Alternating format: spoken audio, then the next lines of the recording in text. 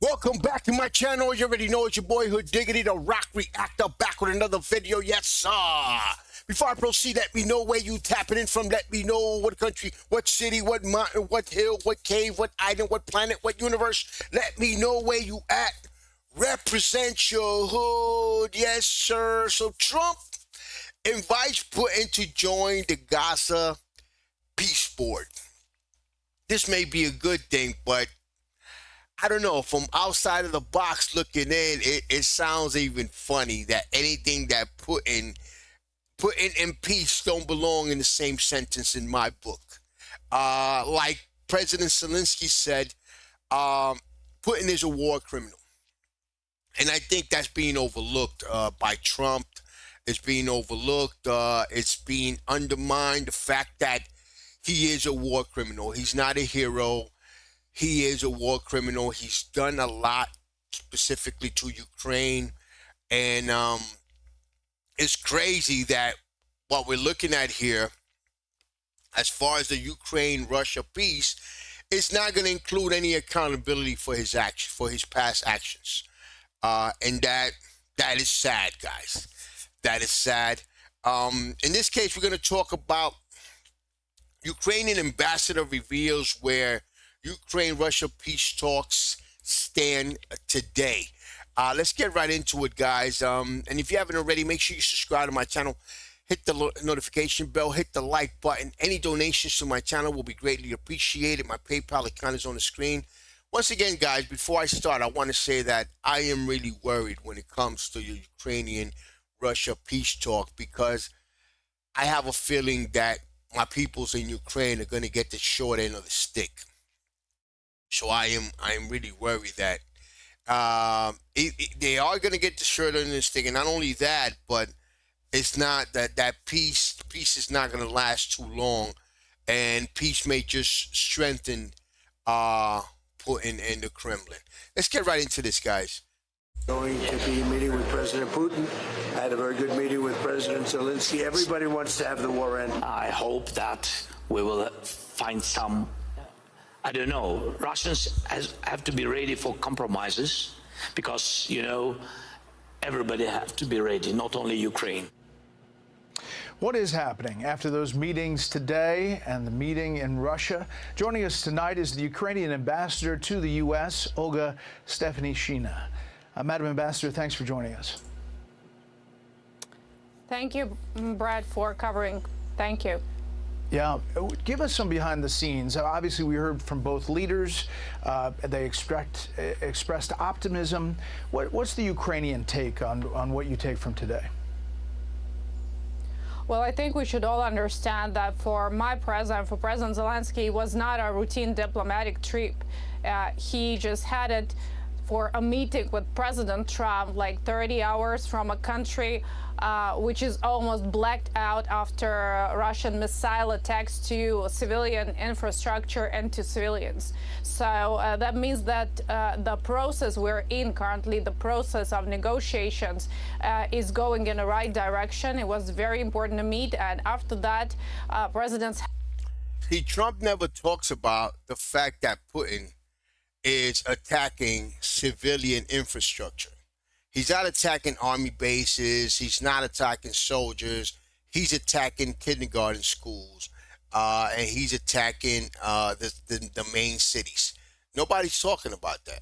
Have agreed on a calendar of next steps.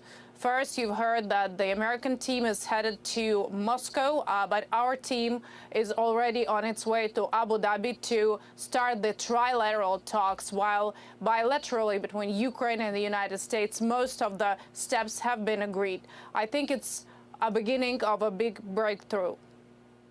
You know, Madam Ambassador, obviously I talked to President Zelensky a couple of weeks ago, and on that trip, I talked about what has been the problem here in his eyes and sometimes in the U.S. negotiators' eyes, and that is Vladimir Putin. Take a listen. Of course. Is there any indication that you see that Vladimir Putin wants peace by what he's doing or saying? Me not, be honest. I don't trust Putin, and he doesn't want success for Ukraine. So as you're in the middle of this process, you say there's optimism, you say you're going to the next step, but has that part changed? Well, this part has not changed, and unfortunately, what you hear President saying is the same thing every Ukrainian knows. It's not a slogan, it's not a message, it's a simple reality. And I think the trilateral format of talks in Abu Dhabi will be a test on the leverage given to Russians by President Trump, the ability to end the war negotiating. Other than that, the whole world might see that there's no commitment to end the war. The first thing that needs to happen, as I understand, to end this war, to start negotiations, first of all, the first thing that needs to happen that Trump should be negotiating is a ceasefire. Start with a temporary ceasefire, a total ceasefire. And then, but you can't be on the table negotiating, and while you're doing that, your soldiers are bombing cities, major cities, and killing citizens. That just doesn't work that way. The way it works is, the way I believe it works, is the first thing that needs to happen is a ceasefire. And they don't even talk about that. And the war, which is understood as the warfare, is a simple terror and should be stopped. The map hasn't changed much. As you look at the control map as of January 21st, it's roughly the same as it has been, maybe here or there, some slight movements. Here's the U.S. Special Envoy, Steve Witkoff, who's heading to Moscow. Do you think we are close to the final 10% of this deal? Do you think this will get done in the next few weeks? The final 10%, I don't know about the next few weeks, but I know we've made more progress in the last 6 or 7 weeks since Geneva than we've made, according to the Ukrainians. Now, I'm going to use their, what they say. According to the Ukrainians, more progress than in the last 3 or 4 years. Now, Witkoff and Jared Kushner meeting with Vladimir Putin in Moscow today. Is there pressure, enough pressure? Guys, I'm sorry, but I believe there is no progress if there is not a ceasefire.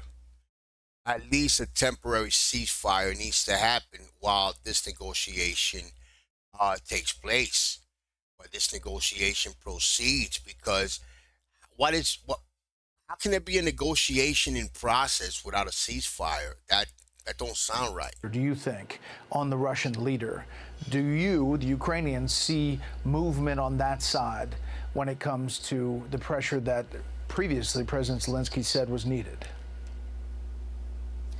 I think what is important is that Ukraine is doing a showcase on how pressure could be put on Russia, and also President Trump, by imposing sanctions, but also enforcing it through targeting the shadow fleet, gives a clear signal that there's no way back in terms of ending the war. I think securing the process at the level of the negotiating team was vital, but at the same time there was a clear call to action, and it was agreed on both sides, by President Trump and by President Zelensky over the meeting.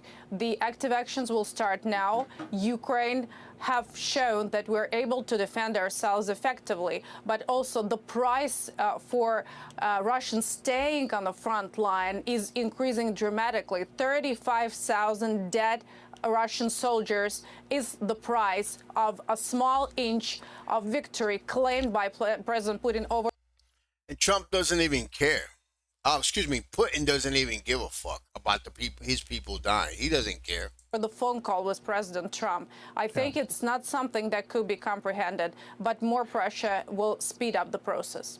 Ukraine is ready to make major concessions? There's been a 20-point peace plan, and we are speaking about the just process and security guarantees. It's not like one point to be agreed. There is a complex of steps, and I'm sure that when we're speaking about Ukraine being a member of European Union, Ukraine being a country guaranteeing European security and the front line of freedom in Europe, this is what we are fighting for. And I'm sure that the final answer to this, to any question, will be given by the people of Ukraine.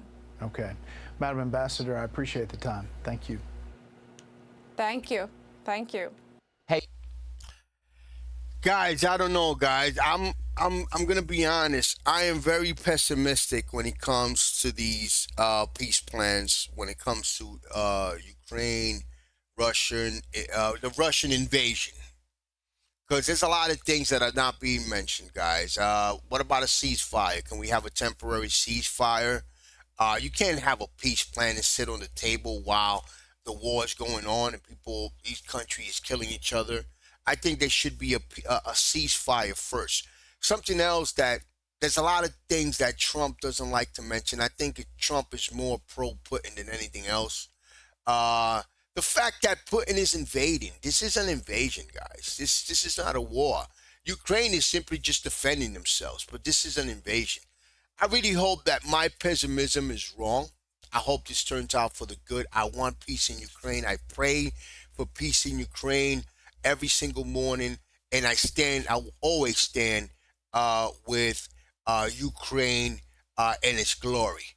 Guys, you already know, man. Subscribe to my channel, hit the notification bell, hit the like button. Any donations to my channel will be greatly appreciated. My PayPal account is on the screen. Peace, love, and God bless.